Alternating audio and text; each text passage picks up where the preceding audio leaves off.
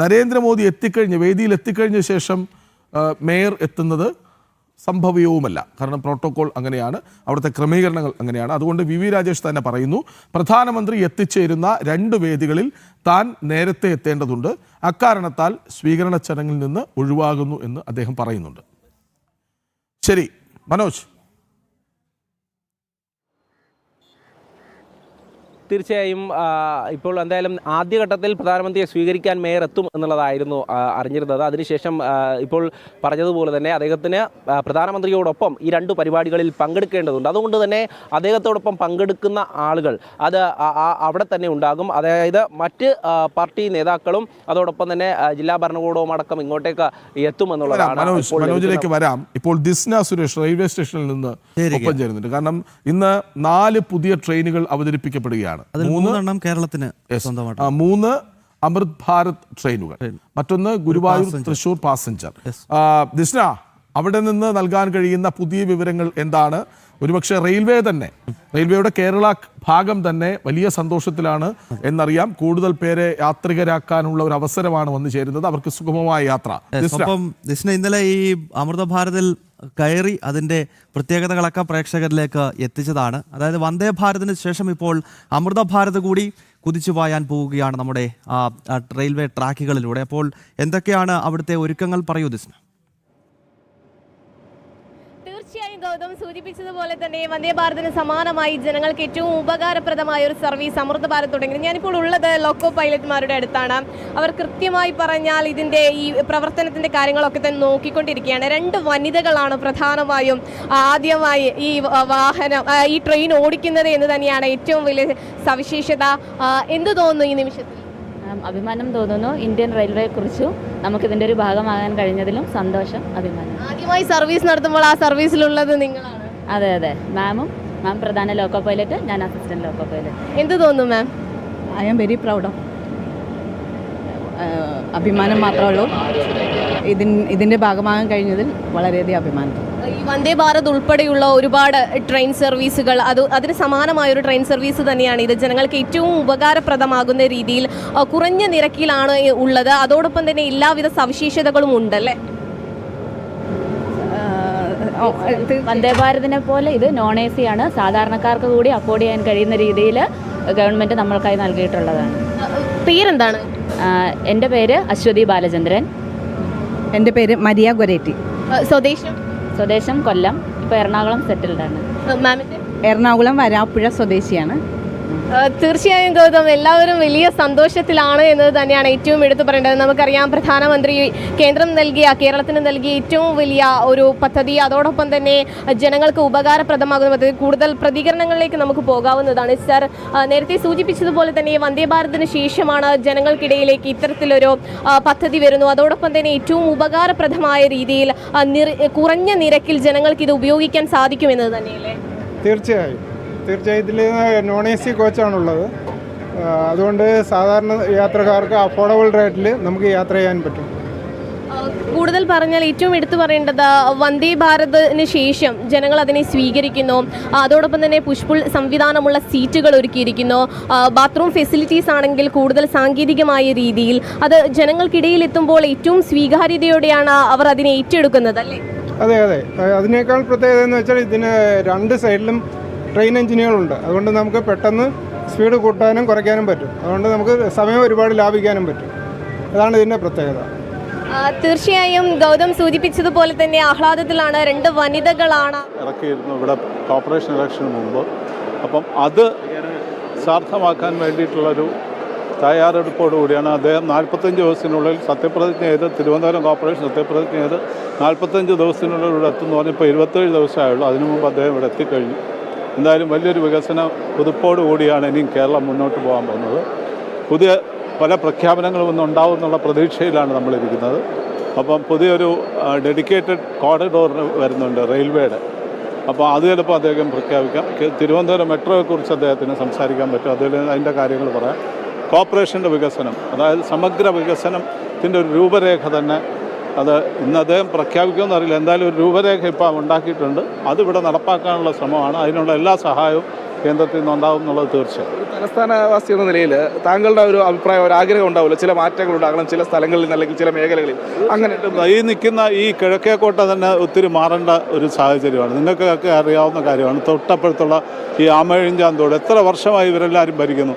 അവിടുന്ന് അതിനൊരു നിവൃത്തി വരുത്താനായിട്ട് ഇതുവരെ മാറി മാറി വരുന്ന ആർക്കും സാധിച്ചിട്ടില്ല എന്നുള്ളൊരു വലിയൊരു കഷ്ടമാണ്. ഇവിടെ വെള്ളപ്പൊക്കം, ഈ തമ്പാനൂരും ഈ കിഴക്കേക്കോട്ടയിലുമുള്ള വെള്ളപ്പൊക്കത്തിന് ഉള്ള ഒരു പരിഹാരം ഇതുവരെ കണ്ടിട്ടില്ല. എത്രയോ നാളായി. അത് ശരിക്കും ഒരു മനസ്സ് വെച്ചാൽ ചെയ്യാവുന്ന കാര്യങ്ങളേ ഉള്ളൂ.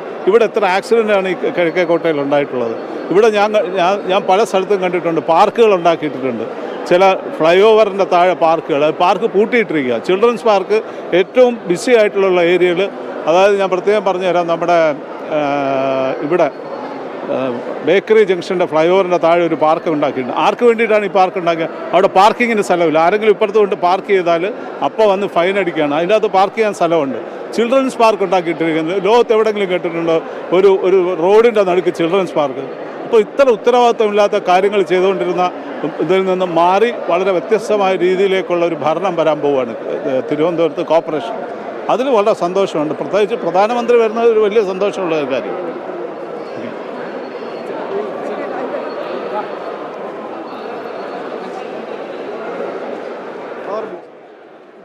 യെസ്, പുത്തരിക്കണ്ടം മൈതാനിയിലേക്ക് പ്രമുഖ വ്യക്തിത്വങ്ങൾ, BJP നേതാക്കൾ തുടങ്ങിയവർ എത്തുകയാണ്. ഇപ്പോൾ ദിസ്ന സുരേഷ് വീണ്ടും കൊച്ചുവേളി റെയിൽവേ സ്റ്റേഷനിൽ നിന്നും ചേരുകയാണ്. ദിസ്ന, നേരത്തെ ലോക്കോ പൈലറ്റുമാരുമായിട്ടൊക്കെ സംസാരിക്കുന്നുണ്ടായിരുന്നു. അവരൊക്കെ വലിയ ആവേശത്തിലാണ്. വന്ദേ ഭാരത് ട്രെയിനുകൾക്ക് ശേഷം അത്യാധുനികമായ മറ്റു ട്രെയിനുകൾ കൂടി നമ്മുടെ സംസ്ഥാനത്തേക്ക് എത്തുന്നു. കാരണം നമ്മളെയൊക്കെ സംബന്ധിച്ച് ഇതൊരു പുതിയ കാര്യമാണ്. കാരണം മുൻപ് ഈ വിദേശ രാജ്യങ്ങളിലൊക്കെ പോകുന്നവർ ഫോട്ടോ എടുത്ത് അയക്കുമ്പോൾ മാത്രമാണ് ഇത്തരം കുതിച്ചു പാകുന്ന ട്രെയിനുകളൊക്കെ മലയാളികൾ കണ്ടിരുന്നത്. എന്നാൽ ഇപ്പോൾ നമുക്ക് യാത്ര ചെയ്യാൻ പറ്റുന്ന രീതിയിൽ ഇത്തരം അത്യാധുനിക ട്രെയിനുകൾ എത്തുന്നു. അപ്പോൾ എത്രത്തോളം വലിയ ആവേശമാണ് റെയിൽവേ സ്റ്റേഷനിൽ? കാരണം അല്പസമയത്തിനകം പ്രധാനമന്ത്രി എത്തുന്നു. ആദ്യം അദ്ദേഹം നിർവഹിക്കാൻ പോകുന്നത് ഈ ട്രെയിനുകളുടെ ഫ്ലാഗ് ഓഫ് കർമ്മമാണ്.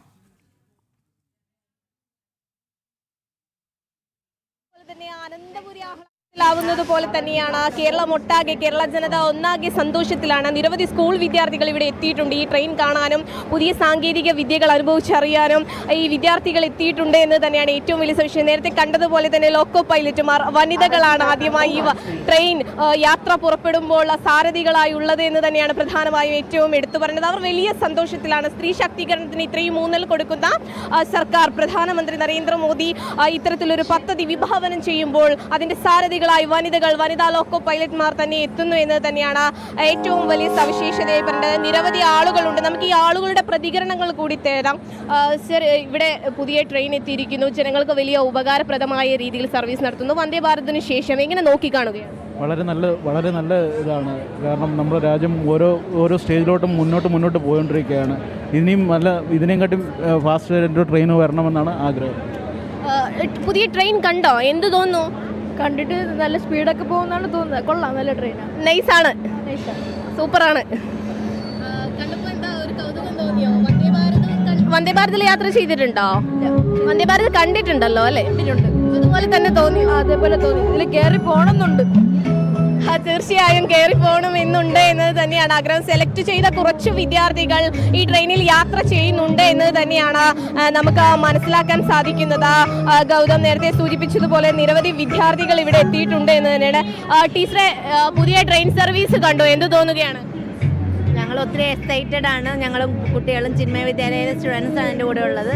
ഞങ്ങൾ ഒത്തിരി എക്സൈറ്റഡ് ആണ് മോദിയെ കാണാനും പിന്നെ ട്രെയിനിൽ കയറാനും ഒക്കെ. യാത്ര ചെയ്യുന്നുണ്ടോ? ചെയ്യുന്നുണ്ട്. എവിടം വരെയാണ് കൺഫേം ആയിട്ടില്ല. 9 കുട്ടികളും ഞാനുമാണ് ട്രെയിനിൽ പോകുന്നത്. ആദ്യ യാത്രയാണ്? അതെ. അപ്പോൾ യാത്ര എൻജോയ് ചെയ്യാൻ സാധിക്കും. Thank you.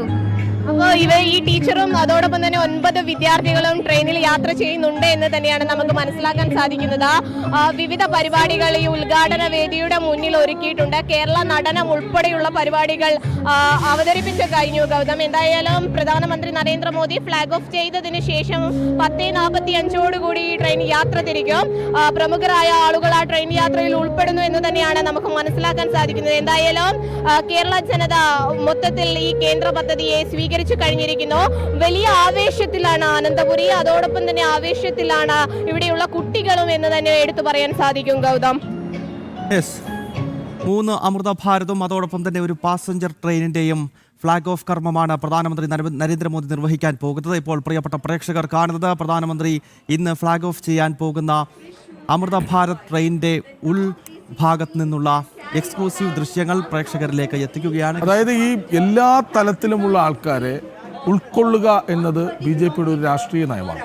അതായത് എല്ലായിടത്തും എല്ലാവർക്കും വീട്, എല്ലാവർക്കും വൈദ്യുതി, വെളിച്ചവും വീടുമൊക്കെ എല്ലാവർക്കും അത്യന്താപേക്ഷിതമാണ്. അവർക്ക് എല്ലാവർക്കും ഭക്ഷണം എത്തിക്കണം, അവർക്കെല്ലാവർക്കും വരുമാനം ഉണ്ടാകണം. അത്തരം പദ്ധതികൾ തന്നെയാണ് എല്ലാ കാലത്തും BJPയുടെ മാജിക് എന്താണെന്ന് ചോദിച്ചാൽ അതാണ്. വികസനമാണ് BJPയുടെ മാജിക്. നോക്കൂ, അല്പസമയത്തിനുള്ളിൽ അദ്ദേഹം തിരുവനന്തപുരം വിമാനത്താവളത്തിലെ പ്രത്യേക ഇടത്തേക്ക് പറന്നിറങ്ങുകയാണ്. ആ പറന്നിറങ്ങുന്ന ഇടത്ത് തിരുവനന്തപുരത്തിൻ്റെ വികസനം പറന്നു തുടങ്ങുകയാണ്. കൃഷ്ണരാജ്, ഒപ്പം എനിക്ക് ഈ ട്രെയിൻ കാണുന്ന സമയത്ത് തോന്നുന്ന ഒരു കാര്യം, നേരത്തെ ഈ ഏതാണ്ടൊരു 10 വർഷങ്ങൾക്ക് മുമ്പ് ഈ സന്തോഷ് ജോർജ് കുളങ്ങര വിദേശ രാജ്യത്തൊക്കെ പോയി അദ്ദേഹത്തിൻ്റെ സ്വരശുദ്ധ ശൈലിയിൽ ഇത്തരം ട്രെയിനുകളെ പറ്റിയൊക്കെ പറയുമ്പോൾ നമ്മുടെ നാട്ടിൽ ഇത് വളരെ പെട്ടെന്നൊന്നും എത്തുമെന്ന് ഒരിക്കലും കരുതിയിരുന്നില്ല. പക്ഷേ ഇപ്പോൾ നോക്കൂ, വന്ദേ ഭാരത് ആണെങ്കിലും അമൃത ഭാരത് ആണെങ്കിലും ഒരു കാലത്ത് വിദേശത്തൊക്കെ മാത്രം കണ്ട കാഴ്ചകൾ ഇന്ന് നമ്മുടെ കേരളത്തിൽ ഉൾപ്പെടെ എത്തുകയാണ്. അത് ഈ സർക്കാരിൻ്റെ ഏറ്റവും പ്രധാനപ്പെട്ട ഒരു നേട്ടമാണ്. തീർച്ചയായും. അതായത് ഞാൻ നേരത്തെ സൂചിപ്പിച്ചതുപോലെ എല്ലാത്തരം വിഭാഗങ്ങളെയും ഉൾക്കൊണ്ടുകൊണ്ട് അവരെ ചേർത്ത് പിടിക്കുന്ന നയപരിപാടികളാണ് BJP നയിക്കുന്ന NDA സർക്കാർ എല്ലാ കാലത്തും നടപ്പിലാക്കിയിട്ടുള്ളത്. ആരെയും മാറ്റി നിർത്തുകയല്ല, എല്ലാവരെയും ചേർത്ത് പിടിക്കുകയാണ്. അതിൻ്റെ ഒടുവിലത്തെ ഉദാഹരണമായി ഈ ട്രെയിൻ മാറുന്നുണ്ട്. ഇതിനകത്ത് ശീതീകരിച്ച മുറികൾ ഇല്ലായിരിക്കാം, പക്ഷേ എല്ലാവർക്കും വളരെ കുറഞ്ഞ നിരക്കിൽ സഞ്ചരിക്കാനുള്ള അവകാശം കിട്ടുന്നു എന്നതാണ് എടുത്തു പറയേണ്ടത്. ഈ അമൃത ഭാരത് സർവീസുകൾ ഒന്ന് തിരുവനന്തപുരം താമ്പാരമാണ്, അതായത് തമിഴ്നാട് ചെന്നൈയിലേക്ക് പോകുന്ന ആളുകൾക്ക് വളരെയധികം ഉപകാരപ്രദമാകുന്ന തിരുവനന്തപുരം താമ്പാരം അമൃത ഭാരത്.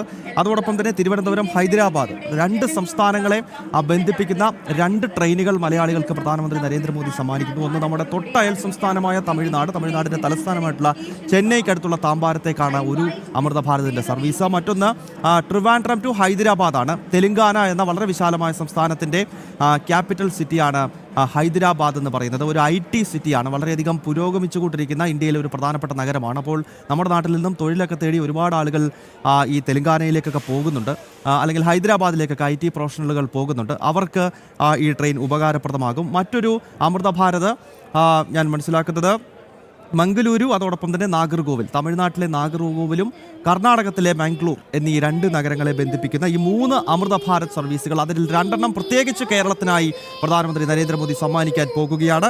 ഒപ്പം ഒരു പാസഞ്ചർ ട്രെയിനിൻ്റെ ഫ്ലാഗ് ഓഫ് കർമ്മം കൂടി അദ്ദേഹം നിർവഹിക്കും. അത് തൃശ്ശൂർ ടു ഗുരുവായൂരാണ്. 2 പ്രധാനപ്പെട്ട ക്ഷേത്ര നഗരികൾ. ഒന്ന് വടക്കുന്നാഥൻ്റെ മണ്ണിൽ നിന്നും ഭഗവാൻ ശ്രീകൃഷ്ണൻ്റെ മണ്ണായ ഗുരുവായൂരിലേക്കുള്ള പാസഞ്ചർ ട്രെയിനാണ്. അത് തീർത്ഥാടകരെയും ഒപ്പം സാധാരണക്കാരെ പ്രതിദിനം യാത്ര ചെയ്യുന്ന ആളുകളെയും ഒക്കെ ലക്ഷ്യമിട്ടുകൊണ്ടാണ് ഈ സർവീസുകൾ ആരംഭിക്കുന്നത്. അങ്ങനെ 10,000-ങ്ങളാണ് ഓരോ ദിവസവും ഗുരുവായൂരിലേക്ക് വരാറ്. അപ്പോൾ സ്വാഭാവികമായും അവരുടെ യാത്രാക്ലേശം പരിഹരിക്കപ്പെടുന്നതിന് ഏറെ സഹായിക്കുന്ന വലിയൊരു വാഹകനായി ഈ പാസഞ്ചർ ട്രെയിൻ മാറുമെന്ന കാര്യത്തിൽ സംശയമില്ല. നമുക്ക് ഇതിൻ്റെ പ്രത്യേകത കൂടി നമുക്കൊന്ന് വളരെ പെട്ടെന്ന് നോക്കാം. ഇത് പൂർണ്ണമായും നോൺ AC കോച്ചസാണ്. AC ഇല്ല, തണുപ്പില്ല, പക്ഷേ യാത്രാ നിരക്ക് വളരെ കുറവാണ്.